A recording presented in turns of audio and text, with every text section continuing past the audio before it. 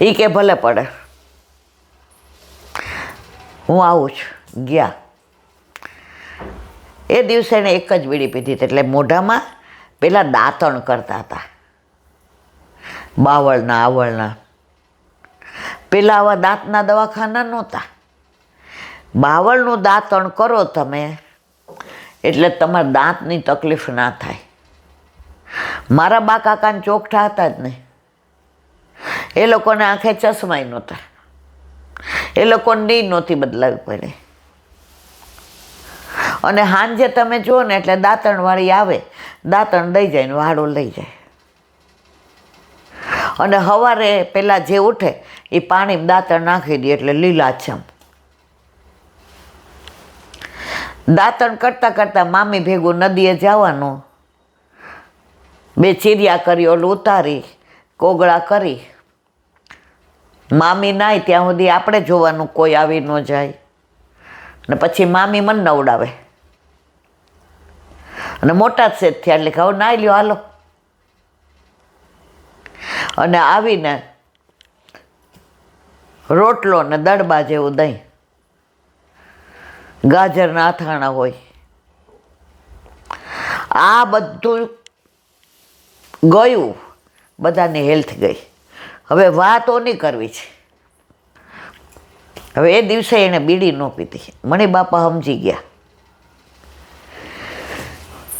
મેળવણ જરાક નાખ્યું પણ બરાબર દહીં જામી ગયું છે. એટલે ત્રીજે દિવસે એણે કહ્યું, હવે કાલે આપણે કયો પ્રસંગ કીધો તો એ આવતીકાલે બધાને પૂછીશ. બધા નીકળ્યા એટલે આખા રસ્તે એ જ યાદ આવે તો બીડી તો યાદ જ ન આવી. ઘરે જઈને ખીચડી ને બધું ખાધું. એની વહુ કે અલા, એની વહુ કે ભૂલી ગયા છે, આપણે યાદ જ નથી દેવડો. ખાટલામાં હોય ને તારા ગણે. એ ક્યાં દામોદરદાસ સરસાણીની વાત કરી ને પછી 252માં ગુસાઈજીએ કઈ કરી, એમાં ને એમાં એને ઊંઘ આવી ગઈ. આખા દિવસમાં બીડી જ ન પીધી. સત્સંગે કેવી કૃપા કરી. અઠવાડિયા પછી એ ભેગા મળ્યા, તેના ભાઈબંધને ભેટી પડ્યો. આ મિત્ર. અને ઘણા મિત્ર હોય ને એ દારૂ પીવાય લઈ જાય, નો ખાવાનું ખવડાવે. એટલે જ વલ્લભે કહ્યું છે, દુસંગથી દૂર રહેવું, સંગ ન મળે તો અસંગ રહેવું. અને એ જ એનો ભાઈબંધ પછી બે બેસે ત્યારે ધંધાની વાત ન કરે. અરે રમ્યા, કાલે કયો પ્રસંગ કીધો તો બાપા પૂછશે. હવે ગામમાં 20-25 જણા ને તો બધાને એમ થાય કે હું કહું. બાપા કહેવા માંડ્યા કે હવે એક દી તારે વાંચવાનું ને સમજાવીશું. તું જે સંગ કોઈ વૈષ્ણવ ના થાય તો તું વૈષ્ણવ, તારા સંગનો રંગ ન લાગે ત્યાં સુધી તું કાચો. વાત તો શ્રીજી બાવાની કરતા હતા પણ ફંટાઈ ગયા આપણે. તો માવત સાતમે મથુરા પધાર્યા. ઔરંગઝેબના ત્રાસથીને અજબ કૌરીને વચન આપ્યું હતું. કારણ કે અજબ કૌરી એકવાર હાથ પકડી લીધો કે ના, કાકાજી બિરાજે છે ત્યાં સુધી મારાથી ને વ્રજ છોડાય નહીં. અને મારા વ્રજવાસી જ્યાં સુધી મને ગાળો દઈને કે નીકળ હવે. અને ખરેખર એવું થયું. અને ઘસિયારે પધાર્યા. એ માવત સાતમ હતી. અને અહીંયા નાથ દ્વારા પધાર્યા સિંહાણ, એ માવત સાતમ હતી. એટલે આપણે બધાય શ્રીજી બાવાનો પાટોત્સવ માવત સાતમે. અને નવનીત પ્રિયાજી પણ એ જ દિવસે પધાર્યા. એટલે જે નવનીત પ્રિયાજી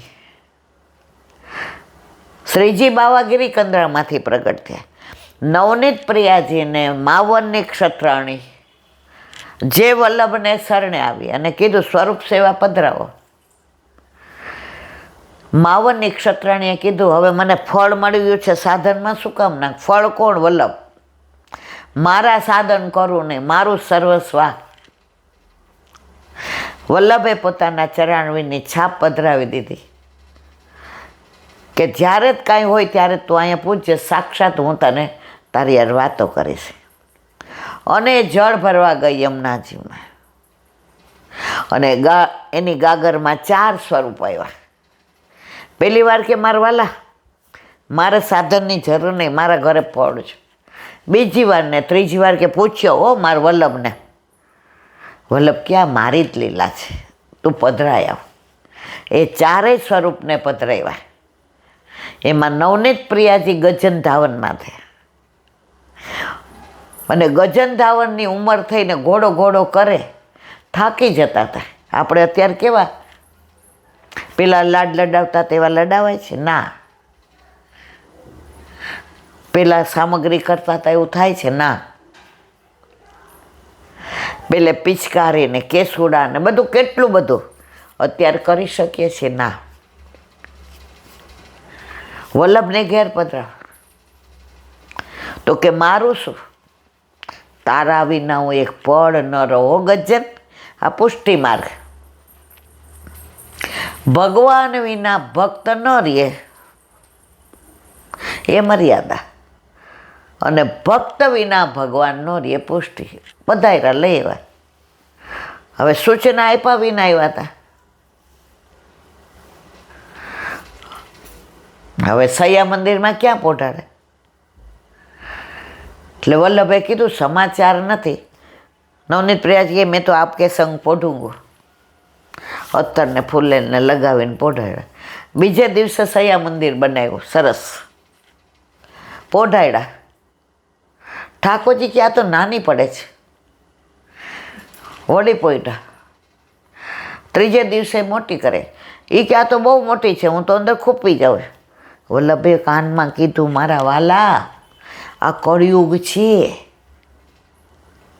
અહીંયા હું ગુરુ છું, આચાર્ય છું, આપ મારા સ્વામી છો, અહીંયા લીલા નો કરાય. અને ત્યારે પોઈટા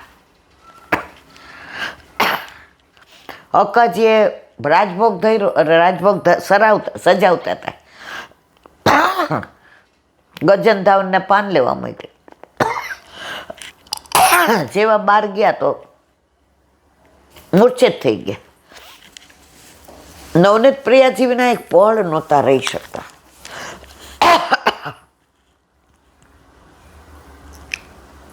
અહીંયા ઠાકોરજીને રાજભોગ થયો, જેની કહાની આપણે આપીએ છીએ વલ્લભની.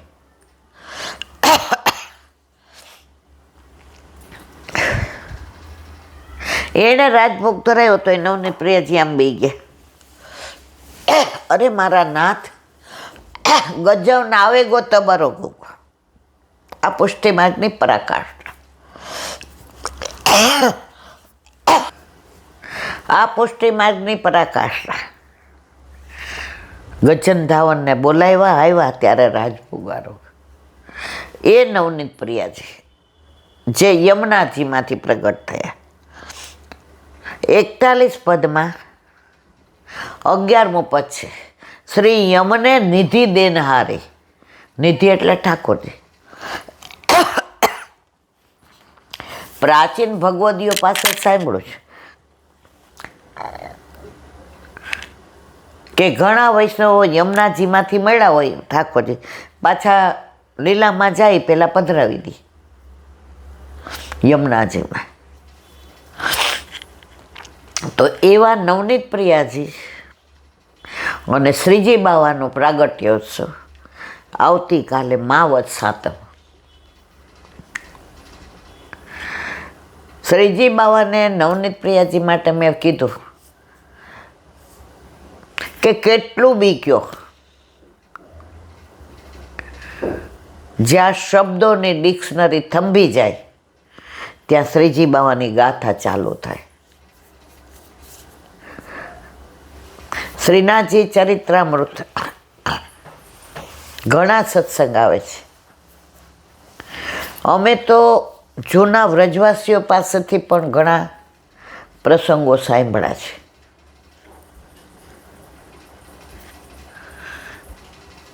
પ્રાચીન વૈષ્ણવો અને પ્રાચીન વ્રજવાસીઓ ભગવદીઓ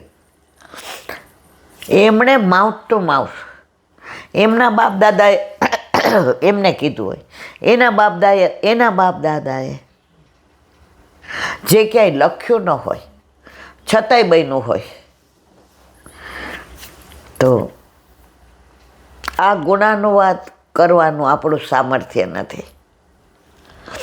પણ ઓલા કહે છે ને કે ફક્ત આપણે યાદ કરી શકીએ, બાકી આને વર્ણવી કોણ શકે. આજે ભણતા ત્યારે એક સુભાષિત આવતી હતી, અસિતગીરી સમસ્યાત કજ્જલમ સિંધુ પાત્રે સૂર તરુવર શાખા લેખિની પત્ર મુરવી લિખતી યદિ ગૃહિત્વા શારદા સર્વકાલમ તદપિ તવ ગુણાનામીશ પારમ નાતે. આપણે ભણતા ત્યારે આપણે બધાયના તો બધું લાંબુ છે, પણ એક વાક્યમાં કેવું હોય, આખી ધરતીનો કાગળ બનાવવું, સમુદ્રની સહી બનાવવું, હિમાલયનું વતેણું એટલે કે પેન બનાવવું, અને સરસ્વતી લખે જે વિદ્યાની દેવી છે, તોય સરસ્વતી કહે કે પ્રભુની ગુણાનુવાદ, પ્રભુની લીલાનો પાર પામી શકાય નહીં. એટલે સ્તુતિઓ વેદમાં કહે છે નેતિ નેતિ ન ઇતિ ન ઇતિ, આનાથી વધુ અમે જાણતા નથી.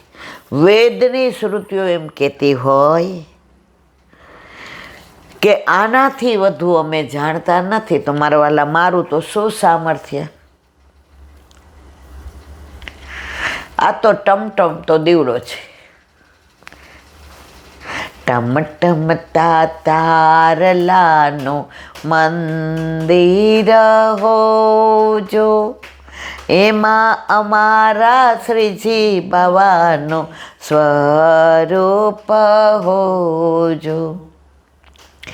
અમે અમારા શ્રીજી બાવાને ફૂલોથી સજાવીશું, ફૂલો ના મળે તો અમે કાંટોથી કડીઓથી સજાવીશું, કડીઓથી સુંદર ગુંજા હોજો. એમાં અમારા શ્રીજી બાવાનો આ પિક્ચરના ગીત ઉપર છે, ગવાય નહીં. પણ આજે એક વૈષ્ણવે આખું ગાયું હતું, એટલે મને આ લીટી ગમી ગઈ હતી. તો પિક્ચરના ગીતમાં જો એને શ્રીજી બાવા યાદ આવતા હોય તો જ્યાં જ્યાં નજર મારી ઠરે યાદી ભરી છે આપની. ફૂલ દેખાય ક્યાંય તો માળાજી કરવાનું મન થાય, પર્વત દેખાય તો ગિરિરાજ બાવા, નદી દેખાય તો યમુનાજી. કોઈ એવો પહેરવેશ પહેરીને આવે તો વ્રજવાસી. આપણા ઘરે ઓલા પોરબંદર કે કયા ગામના મેર આવ્યા હતા બધા, ખબર કેટલા બધા. એ બેનને કેવું બધું પહેર્યું હતું, અહીંથી અહીંયા સુધી બલોયા ને ઓલું જાડી એવી ચૂંદડી ને, તો આખી ઇનોવા ભરીને આવ્યા હતા. મેં કીધું હવે, એટલે મેં કીધું તમારે કોનું કામ છે? એટલે આમ કંઠી બતાવીને કે અમે અમારે ઈલાબેનનું કામ. એ બાપા, પછી મને કે બીવો નહીં માં, બીવો નહીં. મેં કીધું આ તો મારી કરતાં મોટી ઉંમરના, મને માં કહે છે આવો. મેં કીધું પછી એમણે જે વાત કરી ને હજી મારા મગજમાંથી નથી ગઈ. અત્યારે સત્સંગને મોડું થશે, પણ 2 મિનિટમાં કહીને વિરામ આપો. એ બેન ને બીજા 5-6 જણા ઇનોવામાં, ને એનો મોટો છોકરો 15 વર્ષ. મેં કીધું ચલ. એ બેન કે ના હું લઈ આવી. અરે એ પાછું પ્લાસ્ટિકની ઓલીમાં નહીં, કુંજો લઈ આવ્યા હતા ને તમે. પછી મેં કીધું આ ખીર. મને કે મારા વાલા મને સહેજ મિશ્રી આપી દે. હું તો મેં કીધું હે. એ કે અમે તમને મળવા આવ્યા છીએ. મેં કીધું ભલે આવ્યા. પધારો મારે દેશ આયે મેરે નંદન. પણ એણે જે એની ભાષામાં કાલી ગયેલી જે વાત કરીને એ મને કંઠસ્થ થઈ ગઈ. એ કે તમને કહું વલ્લભ કેવો કૃપાળુ. મેં કીધું એ અને બોલે એવું સરસ, વલ્લભનું નામ લે. એ કે અમને ભગવાનવાળા કોણે કર્યા ખબર તમે? મેં તો શું? મને કે આખી વાત સાંભળો માં. હા તો પાછા મને માં કહે છે. એટલે વર કે પાછા એ સોફા પર નહોતા બેઠા ખબર, નીચે બેઠા હતા. એ કે અહીં બધા બેઠા હોય હું ન બેહું.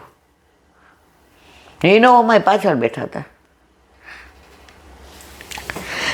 એ કે આપણે દૂજાણું અમારે ભેંસું ને ગાયું બેન. મેં તો હા સારું મારવાલા, સારું નહીં તમારે આવવાનું છે. મને કે મેં તો હા. હવે એ કે અમારે ત્યાં ગાયો ને ભેંસ દોવાતી હોય એટલે ઓલા બધા ઘરાક આવે. એમાં એક બેન ઈ કે આ મોબાઈલમાં તમારું બધું બોલતા સાંભળતા. એટલે વાર હોય ને તો ખાટલામાં બધા બેસે.